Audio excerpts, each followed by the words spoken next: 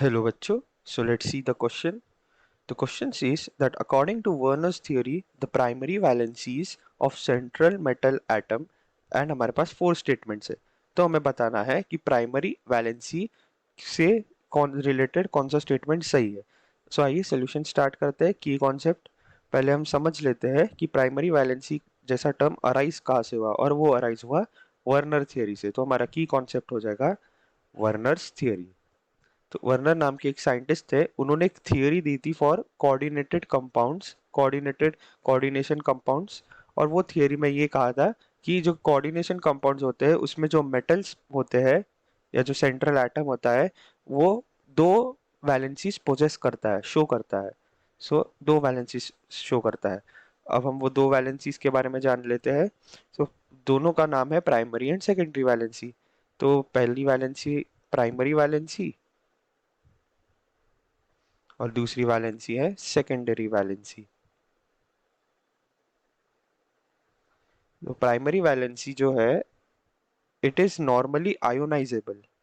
ये normally ionisable होती है and it is also satisfied by negative ions. Satisfied by negative ions.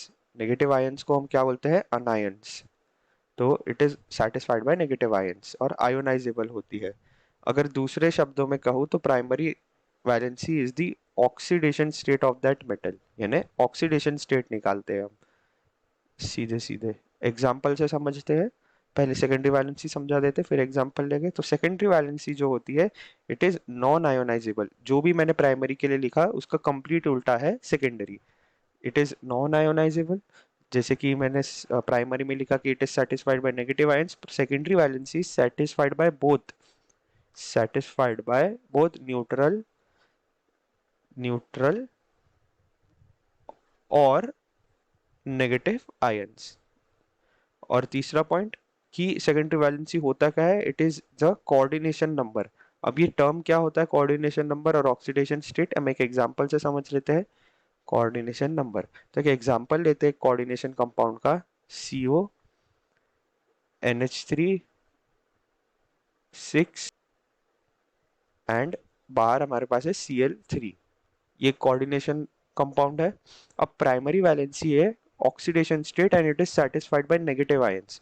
तो यहाँ पे कौन से नेगेटिव आयंस है? हमारे पास तीन Cl माइनस है, यानी तीन माइनस है, यानी यहाँ पे हमारा CO का प्राइमरी वैलेंसी हो जाएगी 3. तो प्राइमरी हमारी हो जाएगी 3. अब दूसरे शब्दों में मैंने लिखा कि ऑक्सीडेशन स्टेट होता है. तो अगर हम यहाँ पे ऑक्सीडेशन स्टेट के मेथड से निकालेंगे तो NH3 6 या NH3 का तो 0 होता ही है और Cl का -3. तो x -3 is equal to 0. Let x be oxidation state of cobalt and x is equal to +3. तो प्राइमरी वैलेंसी +3 आ रही है. It is satisfied by negative ions only. Neutral या जैसे न्यूट्रल आयन से नहीं हुई क्योंकि ऑक्सीडेशन स्टेट उनका 0 होता है. अब सेकेंडरी वैलेंसी होता है कोऑर्डिनेशन नंबर. कोऑर्डिनेशन नंबर का मतलब कितने एटम्स या लिगेंड्स डायरेक्टली अटैच्ड है हमारे सेंट्रल मेटल से. तो यहाँ पे 6 है.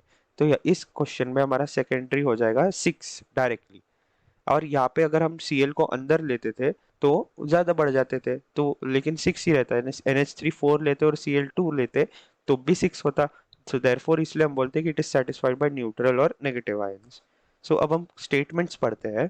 तो स्टेटमेंट कहता है कि primary valency are satisfied by negative ion और न्यूट्रल मॉलिक्यूल. ये स्टेटमेंट गलत हो जाएगा क्योंकि it is only satisfied by negative ions, जैसे मैंने समझाया. स्टेटमेंट बी कहता है कि it is satisfied by negative ions. Statement B is correct answer. सिर्फ और सिर्फ नेगेटिव आयन से सेटिस्फाई होता है प्राइमरी वैलेंसी. स्टेटमेंट सी कहता है कि primary valency are equal to its coordination number. ये स्टेटमेंट गलत हो जाएगा क्योंकि secondary valency is equal to coordination number. और स्टेटमेंट डी कहता है कि decides the geometry of the complex. ये भी गलत हो जाएगा क्योंकि secondary valency decides the geometry of the complex. Secondary valency decides geometry of the complex, क्योंकि जितने लिगेंड यहाँ पे जैसे 6 अटैच्ड है, अगर कोई लिगेंड कोई मेटल हो तो जिससे सिर्फ 4 अटैच हो तो उससे ही उससे उसकी ज्योमेट्री डिसाइड होगी ना कि प्राइमरी वैलेंसी से. So it decides geometry. So therefore the correct answer is option B. I hope you understood this well. All the best.